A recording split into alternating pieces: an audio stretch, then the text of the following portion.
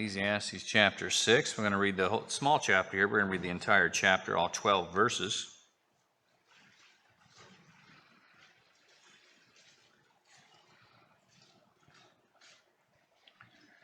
Verse number 1. There is an evil which I have seen under the sun, and it is common among men.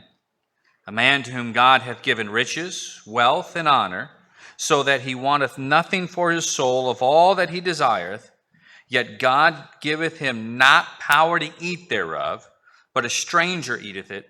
This is vanity, and it is an evil disease. If a man begot 100 children and lived many years, so that the days of a year be many, and his soul be not filled with good, and also that he have no burial, I say that an untimely birth is better than he. For he cometh in with vanity and departeth in darkness, and his name shall be covered with darkness. Moreover, he hath not seen the sun, nor known anything. This hath more rest than the other. Yea, though he live 1,000 years, twice told, yet hath he seen no good. Do not all go to one place. All the labor of man is for his mouth, and yet the appetite is not filled. For what hath the wise more than the fool? What hath the poor that knoweth to walk before the living? Better is the sight of the eyes than the wandering of the desire. This also is vanity and vexation of spirit. That which hath been is named already, and it is known that it is man. Neither may he contend with him that is mightier than he. Seeing there be many things that increase vanity, what is man the better? For who knoweth what is good for man in this life, all the days of his vain life, which he spendeth as a shadow? For who can tell what shall be after him under the sun? Let's go ahead and pray. Father in heaven, Lord, we love you, and we know that we need you. We need your help. And Lord, I pray for your help in this service. Lord, help me to correctly and effectively convey the truth that we are seeing in chapter 6. Lord, I pray that you would guide my words and be with what I say and how I say it. Lord, I know I need your mercy and your grace and your help. Lord, so please bless and work in this service. I pray that the truth would be clear and that it would help us, that it would draw us closer to you. Lord, that it would be an encouragement for those who need encouraged, or even a rebuke for those who need rebuked. Lord, but that it would bear fruit in our life and draw us closer to you. So please, I pray that you would work. I pray and ask all this in Christ's name. Amen. This verse, of course, as we're reading through the chapter, I'm sure you could tell, some of these verses are some pretty tough verses when you're reading. There's some verses you got to read several times to begin to grasp at what he is driving at in this book. But I think it'll all be clear. Really some important points that he is bringing out right here. When we were in New Guinea in 2005, we flew out for Levi's birth to Australia. And originally he was going to be born in New Guinea, but the place we were staying in fell through, so we went to Cairns, and the Lord was in that. We ended up being in Cairns 2 months, a month prior to his birth, and then a month of waiting to get paperwork. And while we were there, we stayed at a guest house, actually for missionaries that was in this city of Cairns, Australia. It was designed for a lot of the translators that were up in New Guinea, and they'd built actually a series of guest houses, little apartments, if you will, for missionaries to stay in. And so we'd stayed there for those 2 months, just about 60 days straight. And while we were there, there was a documentary type show that we had watched several times. Ended up even have some of it sent to us when we were when we went back to PNG. It was called Mythbusters. And these guys would bust different myths. One of my favorite things was the idea that, I remember because I heard a preacher that was a nut job, had no business behind a pulpit, preach. He never preached God's word, but he preached for 20, 30 minutes on how we never went to the moon. And that was one of the things they busted when I was there. I think it might have been the very first thing I saw. And so I was kind of hooked there. They went through the science of it and all the negating all the arguments of those who say we never went to the moon. It was all a hoax. And so anyhow, what Solomon is doing in chapter 6 is myth busting. He is destroying certain myths that exist as to what provides satisfaction in life, as to what provides joy in life. And so he is going through several key things, and he's done this. He's almost He's almost a little bit more summarizing and giving more substance to the points that he has been making thus far with a little bit different angle to them. And remember, this is a man who was once loved God, had a passion for God. His heart was then taken away by that love, went to a love for many strange women instead of God. It turned his heart to idolatry. Now he's in his old age and turning back to God. And he's writing through his experience as a man trying to find meaning in life apart from God. And so this chapter is summing up, it really from the finish of chapter 5 where he's getting into covetousness, he's sort of continuing there with that. But when it comes to life, the fact is, satisfaction in life can be very elusive when you're trying to find it in this world. We can set different goals of what we believe is going to help us to obtain a measure of satisfaction in life. But again, you're going to find that to be an illusion. You're going to find that to be very elusive. Many times we think, well, if I just have this, or if I have enough of fill in the blank, I'm going to be satisfied. This is what's going to do it. It's an illusion. It's not true. That's what Solomon's going through. He's going to go through and bust some of those myths of what's going to provide you satisfaction in life. We can see in America, we are a consumer nation. Look at the debt that consumers have in our nation. It's incredible. We're accumulating and accumulating and accumulating, yet there is no satisfaction. There is none. I've made this point a month or two ago, I guess. Even all the unrest that we are seeing in the country can be tied to the point that I am making right now. People have been trying to find satisfaction in something. Now they see a cause. They're trying to jump on something to provide some meaning, some measure of satisfaction to life. They see the vanity of life. They think they found the purpose, something that will satisfy, but it is an illusion. It will not provide that. They will find out, those who are really making their push, they think they'll see the misery of socialism or whatever else they're trying to push. It's not the answer. It's an illusion. They'll blame it on different things. They'll blame it on, well, it's the government's fault, the fact that I'm not satisfied. It's the capitalistic government. No, it's the church's fault. No, it's my family's fault as to why they never find satisfaction or purpose or meaning in life. But none of those are the actual answer. As Solomon found out in his quest, in his own personal life, and when he began to search out exhaustively to try and find purpose and meaning and satisfaction, he found out so many myths that existed that people believed.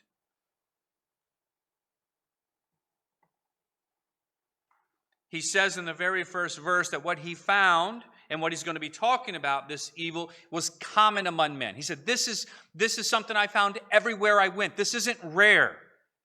This is how men live day in and day out. It's common. This is what's to be expected. He found over and over that those who did what the world was telling them would bring satisfaction, only to find out for themselves it was all a myth. It was an illusion. It never provided genuine satisfaction.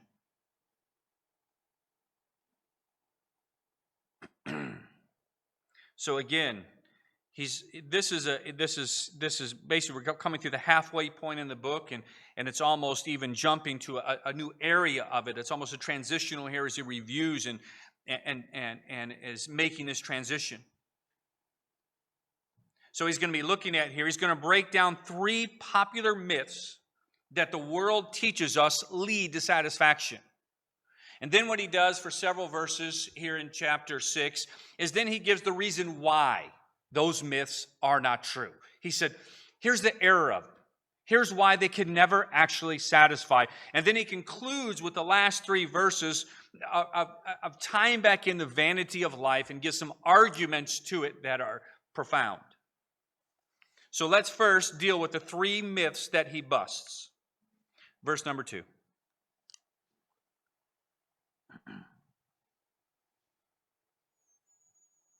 He deals with a specific man, not just any man who has wealth here. He says, a man to whom God hath given riches, wealth, and honor. so that he wanteth nothing for his soul of all that he desireth. Yet God giveth him not power to eat thereof, but a stranger eateth it. This is vanity, and it is an evil disease. Again, he's dealing here, of course, with the wealthy man. Riches is meant by gold, silver, money in our day. Wealth is substance. And here it be referring to cattle and farms and fields and property and things like that. So this man has it all, so to speak, as far as riches and wealth. He has a very good name, and it was given to him by God. I mean, most of the things listed here are those that people in this world put at the top of their list. I want a name of honor. I want people to look at me with honor. I want to have all that my soul desires.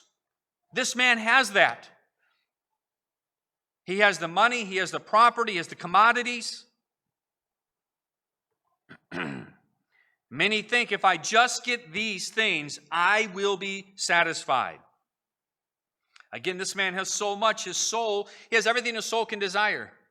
He has want for nothing. His abundance is from God. Clearly would think if we found one person who's going to have satisfaction, it's this guy here. I mean, it's from God, so it deals with some type of relationship with him. He has wealth, he has honor, he has riches. Yet there was vanity here. There was much vanity still.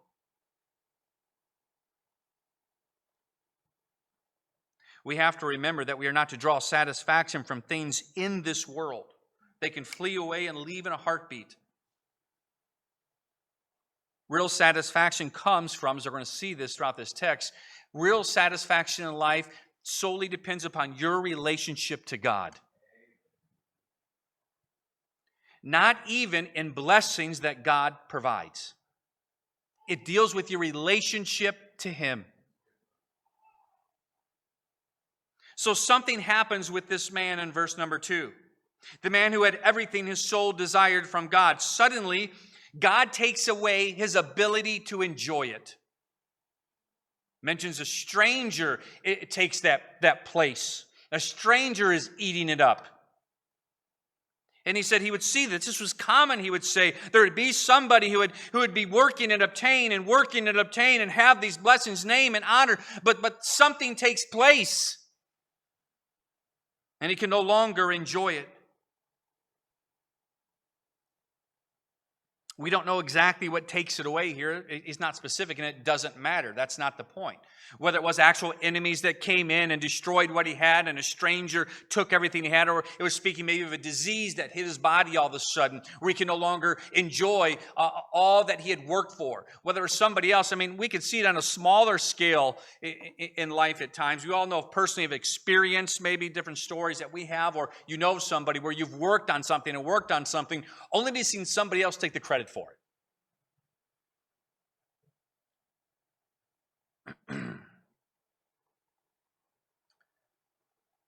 The person, of course, who comes to mind with this, who handled this in an amazing way, is Job. The Lord giveth, and the Lord taketh away. But for Job, what did God know about Job? See, Satan had it wrong. Satan saw the man that we have there in Ecclesiastes chapter 6. Satan saw the man, because it's so true of many, that, listen, God, the reason why he serves you is because of what you give him. You let me take that and you know he's going to change. But God was ready, because that was not true of Job. Job's satisfaction was not in the honor he had in the community. Job's satisfaction was not in the wealth and riches that he had. Job's satisfaction dealt with his relationship with God. And when he lost everything in a horrific fashion, he still says, "Blessed be the name of the Lord."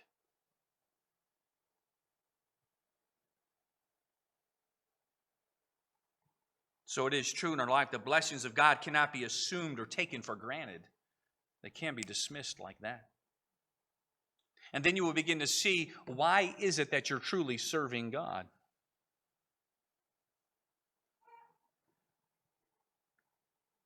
The day may come when God decides to take those blessings away. What God does give us, we're responsible with. We're to occupy till He comes. Those things should never become our life. We should just maintain a responsibility before them. With them, I should say, excuse me. None of those things, those blessings that God provides, whether it's in means or whatever, none of those are essential to the purpose of life, which is to glorify God. The purpose is to glorify God, and none of those things are essential. One of the greatest examples we have of this, of course, is the Apostle Paul. Romans chapter 1 and verse 20, when he's given out his life purpose, whether by life or by death, that Christ would be magnified. It didn't matter that he was in a Roman prison. It didn't matter that he was no longer preaching. It didn't matter that he could not reach out into the churches now. He was still able to glorify God. That's what he lived for. He didn't live for a ministry. He didn't live for his name, because as he stated, there were other Christians even in high positions that were belittling the Apostle Paul's name, trying to hurt his name so they could be elevated. Paul didn't care. He didn't care, because what was important to him was his ability to glorify God with his life, and that never changed, even in prison. As long as he could do that, that's what he was living for. The satisfaction he had was from his relationship with God.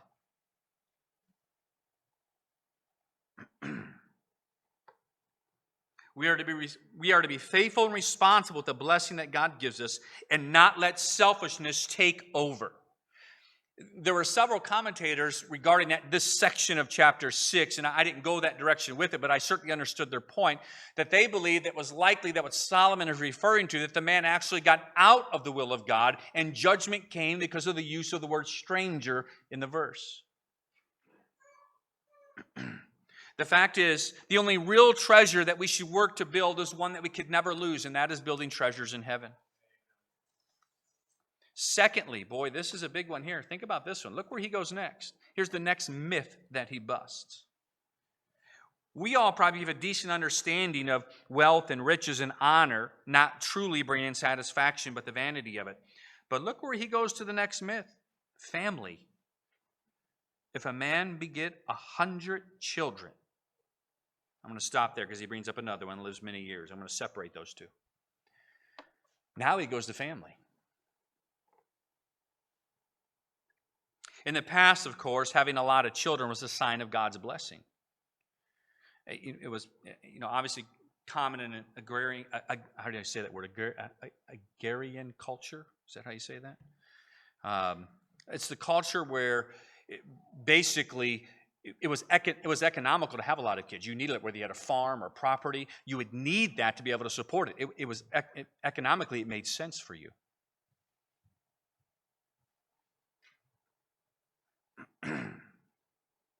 And so he goes to family now. He's bringing out a man who has a blessed family. And he obviously throws out the number there of 100 children. Many of us would say, yes, it's family that leads to satisfaction. Family is an amazing gift from God. There's no question about it. It gives us the most important relationships that we have here on this earth. But it does not give us the most important relationship overall, and that is God. If you are seeking to try and find a measure of satisfaction and purpose in family, you're looking in the wrong direction. Family itself does not inherently bring satisfaction like we think. Look at the divorce rate. How many people found satisfaction in life there? Think of all the unhappy homes with zero satisfaction. Think of all the wives scared of who they married. Think of all the husbands who saw their wife without makeup for the first time and cried. It's funny, I'm kidding. All women are beautiful without makeup.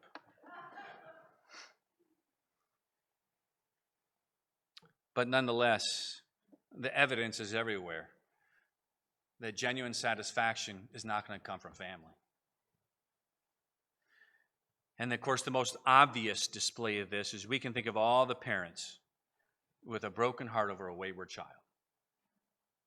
Over a child that keeps them up at night. Over the actions of the child that just taints their everyday life.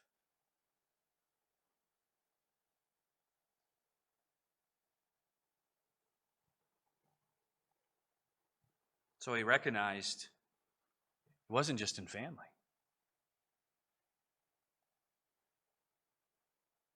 And then he mentions, of course, long life. Let's read this. He goes on with an illustration here.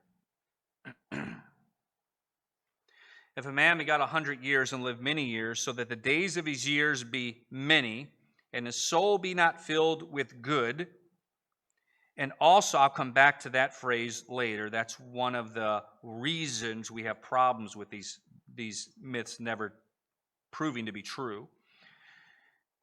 And also that he have no burial. So he's dealing with a certain type of man here with long life. I say that an untimely birth is better than this man who lived 100 years, or he's going to give a greater amount of years here in a couple of verses. But he's saying the baby that died in the womb, he says, is better than he. For he cometh in with vanity and departeth in darkness, and his name shall be covered with darkness. Moreover, he hath not seen the sun, nor known anything. This hath more rest than others. Now, there's a debate over which one it is talking about here, whether it's talking about the man living 100 years, or it's talking about the baby who died in the womb. And I was fairly split. I lean towards the fact, because of certain key words, that is dealing with the baby who died in the womb, that he's making that argument. And then he changes in verse 6, yea, though he live 1,000 years twice told, yet hath he seen no good, do not all go to one place. The end is death. His point is this: you have a man here, even though he had long life, which that's another one we think. If long life, you're gonna find meaning and satisfaction if I just have a long life. Do all that I can to ensure that I have long life. So he says, I'm going to give you an example of somebody that is completely untrue. That had been better that had he died in his mother's womb than lived this long life. And that is this man. He goes right to his burial when he died. He said no one was there to bury him. No one was there to bury him. So what's he referring to there? Well, not having a burial shows someone who died with dishonor. Speaking of someone who died in shame. Now we see this example, of course, with one of the very last kings of Judah in Jeremiah chapter 22, Jehoiakim. It means somebody that had disrespect, no honor, disregard. To die without mourners or honor was considered worse than being born dead. So that's the illustration that Solomon goes to. Even if a person had many children and a full life. So he's saying is, what we learned about this man is his life is over with, yet there's no one that cares. Most likely because in the context here, this man did nothing good for others. There's nobody that cared to bury him. Even though he had long life, that's not what equals satisfaction. Just because you have long life doesn't mean you're going to be satisfied, of course. Then, where he goes with this is the reason why these things cannot provide satisfaction. Why wealth, honor, family, long life do not actually produce happiness. The first thing we have was a brief statement in verse number 3. The soul needs filled with good. The key, and it's going to feed these others that he's going to go into here in these other verses. The key is our soul. Verse 7 through 9, let me read these and I'll continue. I'm going to tie these into the soul. All the labor of man is for his mouth, and yet the appetite is not filled. For what hath the wise more than the fool? What hath the poor that knoweth to walk before the living? Better is the sight of the eyes than the wandering of the desire. This also is vanity and vexation of spirit. The key is going to be our soul, not the physical. Not that wealth, not the name, not the riches, not even family, not even long life. The key is never the physical. It's not the body. See, it's not the size of your house, but it's the rest of your soul that is important. It's not the strength of your arms, but the strength of your soul. It's not the size of your bank account, but the value of your soul. We tend to forget that we are a soul. We simply have a body, yet everything we tend to live is simply to the physical. You're never going to find satisfaction there because you are a soul. That won't provide it. It is our soul that needs to be filled with good, and this good comes only from God. It is our relationship with God that meets this need. As I stated earlier, that's what's most important. That's what's going to provide the measure of satisfaction, is when your relationship is right with God, regardless of poverty, regardless of wealth, regardless of position, regardless of name. It's when you know I'm right with God and I'm walking with Him, you will find satisfaction. This is why Solomon could not find meaning and purpose in life under the sun, apart from God. It wasn't possible. The physical could never fulfill that. He tried to reach the physical in everything possible: pleasure, money, power. It was all vanity. His soul never found rest.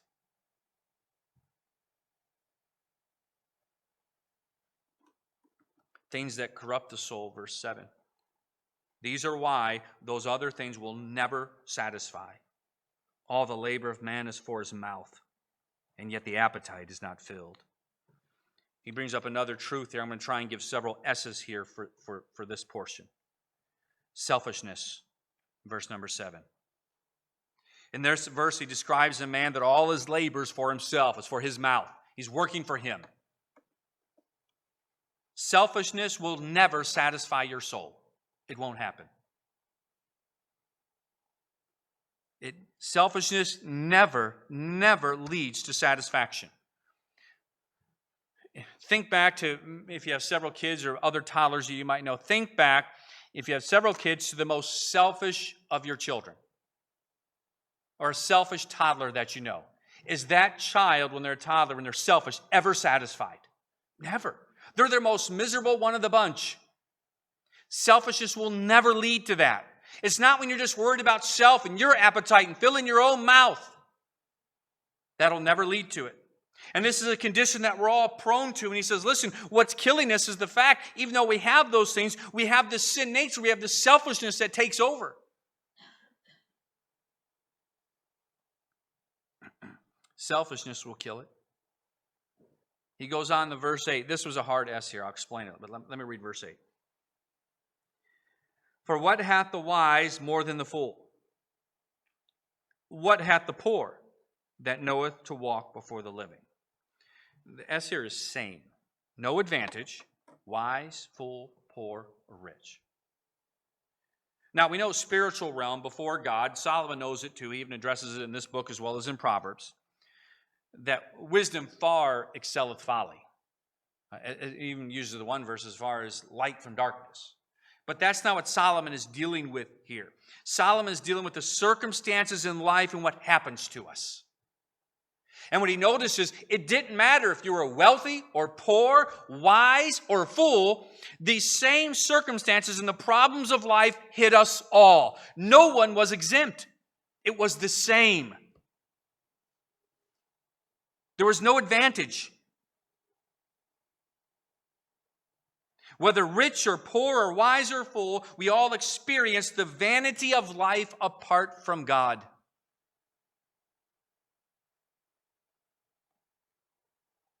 Many of those even choose to follow asceticism and say, I'm going to find purpose there. I'm going to deny my flesh. I'm going to live in poverty. I'm going to go to a monastery. You know what you're going to find? No satisfaction. Because that's not where it lies either.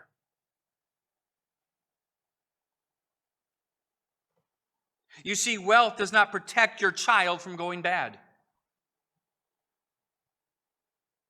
Wealth does not stop that disease from keeping you from enjoying life. Nor does wisdom. You can think of the man who came to my mind when I was going through this portion was Steve Jobs, the founder of Apple. All the wealth he accumulated, the business empire he created, one of the most successful men And yet he laid in a hospital bed dying of pancreatic cancer, I believe. You know what? I bet you there's other men on that same floor that had hardly anything dying of the exact same thing. It didn't matter. It was the same. That's what he's saying. When he looked at life, there was no advantage in these things. It was the same. Solomon saw many poor walking and living right who were happy.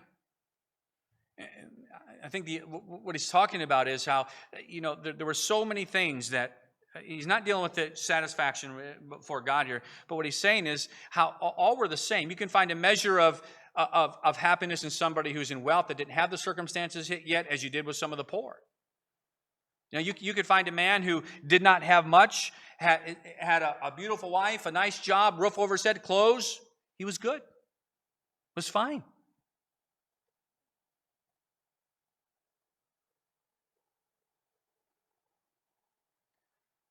So he said selfishness kills this. The fact that circumstances, like we're all the same. There's nothing in our wealth and our wisdom, whether poor, circumstances are going to hit, we're the same. Those things will come and we can't change it. He's going to cover that here in a couple more verses. Verse 9. Better is the sight of the eyes than the wandering of the desire. This is also vanity and vexation of spirit. So here's something else. One of the next reason as to why those things will never satisfy us. One, this all ties into our soul. We have a sin nature where selfishness is prone to take over. We're in this sin-cursed earth where these circumstances are going to hit. Doesn't matter what you do, how much money you have or you don't have, they're going to hit. And then he brings up this, sight not satisfied, or covetousness is what he's dealing with here. Covetousness. We are prone to covetousness. We lust and desire to have what we don't have. Covetous, is what grabs you all of a sudden and leads you to try and acquire that new object, that new car, that new house, that new boat. The problem is once you obtain it, covetousness is never satisfied. It will find something else. What now? Because it controls your heart. We got that, good. What's next on my list? It'll never lead to satisfaction. Because the physical is in control. It'll never lead to it. It'll find something else to crave, something else to desire. He gives the cure, though, doesn't he? Contentment. Better is the sight of the eyes. What does he mean by that? He's saying what's right before you, what you have, to be content. Better is the sight of the eyes, what you have now, what's right before you, what God has given, than the wandering of the desire. It's enjoying what you have.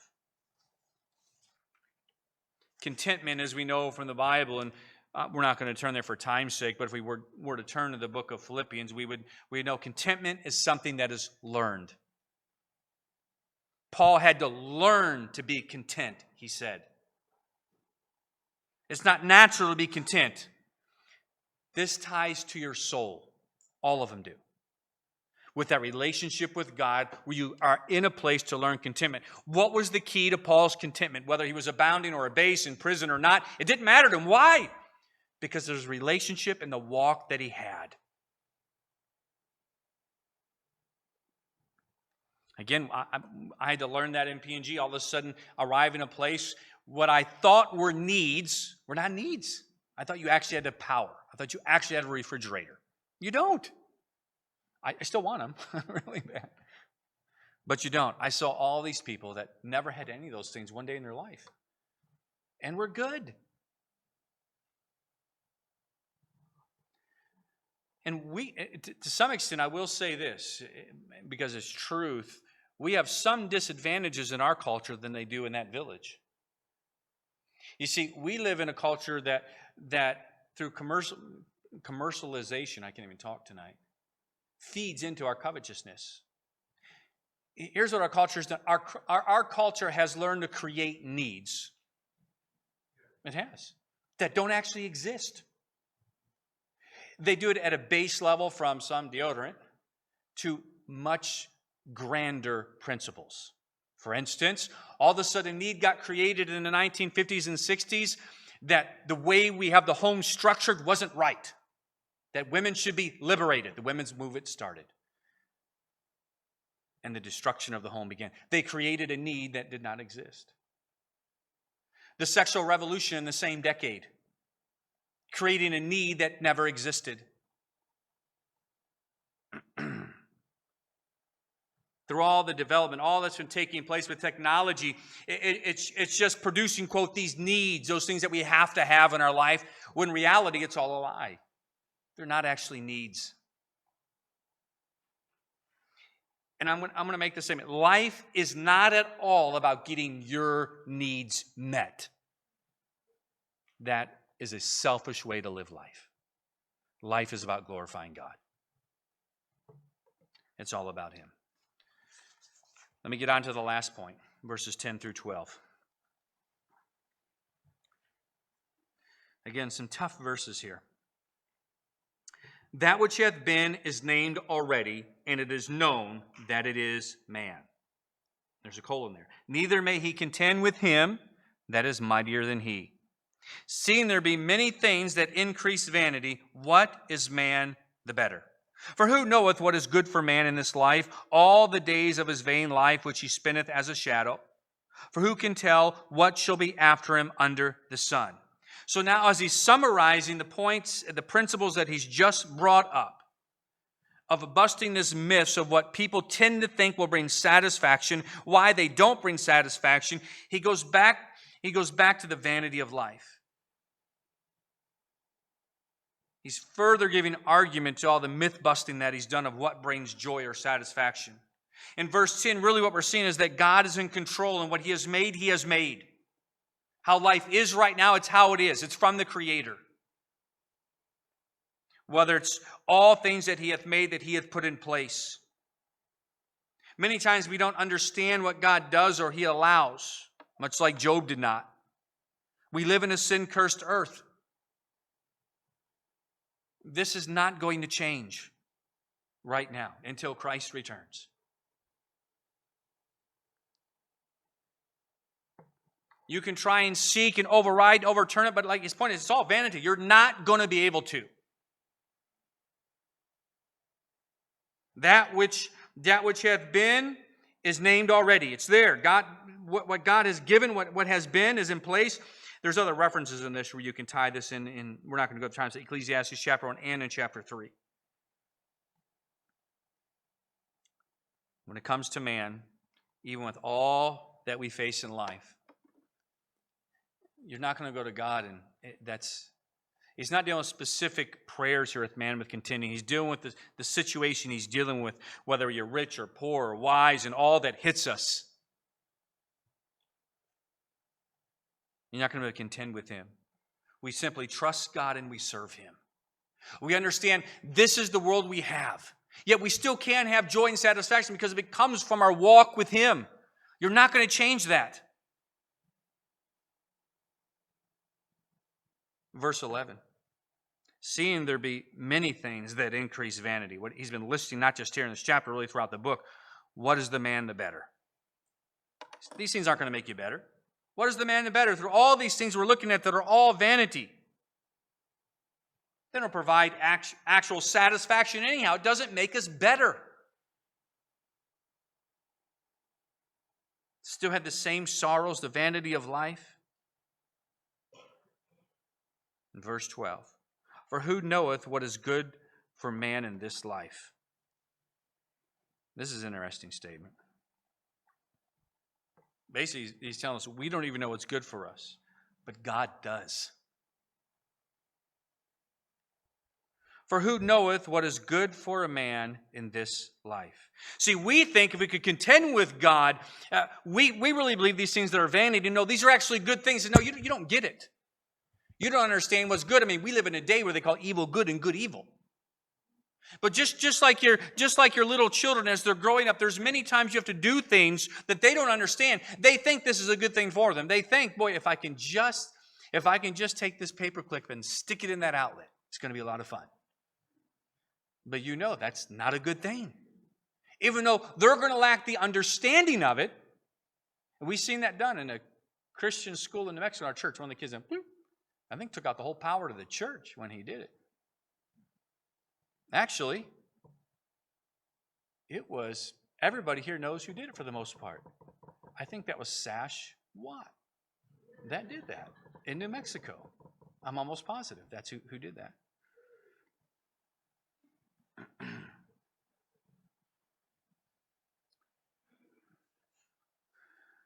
Many times we don't even know what's good for us. The things that we think are good for us that we need, the Lord knows that's not what you need. That's not good for you. That's not what you want. It's simply going to hurt you. You got to trust me. Our understanding is so limited on this side of eternity. God knows exactly what you need and what's good for you. Trust Him.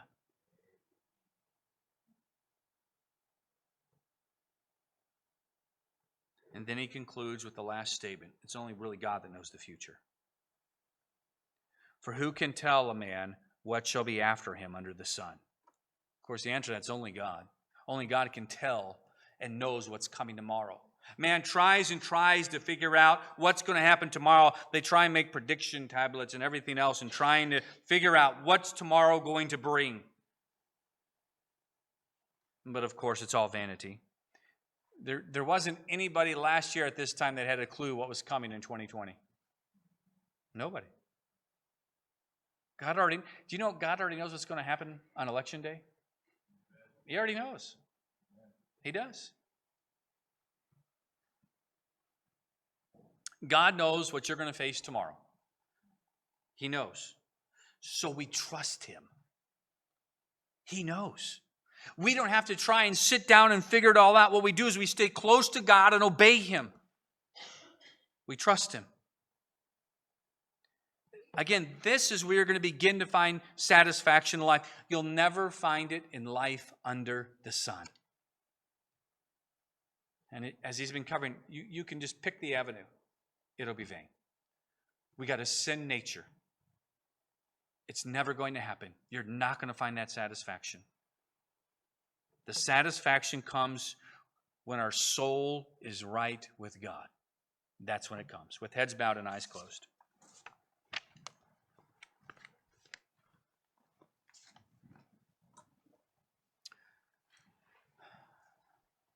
Let me ask this quickly. Perhaps it has been bothering you for some time about your salvation, or maybe just today, I don't know. But if you're here right now and say, Pastor, please, I need you to pray for me. I'm not certain that heaven is my home. This has been bothering me. I need you to pray for me. If that's you, would you raise your hand? Let me pray for you. Anybody here like that? I'll say that. Listen, I need you to know that. I need you to pray for me. Anybody here like that? I see a couple of small children. That's all I'm seeing right now. All right. All right, Christian. We want to give you an opportunity to come and pray. If the Lord worked on your heart, you have something you need to pray about, why don't you come and pray? Father in heaven, bless this invitation. I pray this in Christ's name.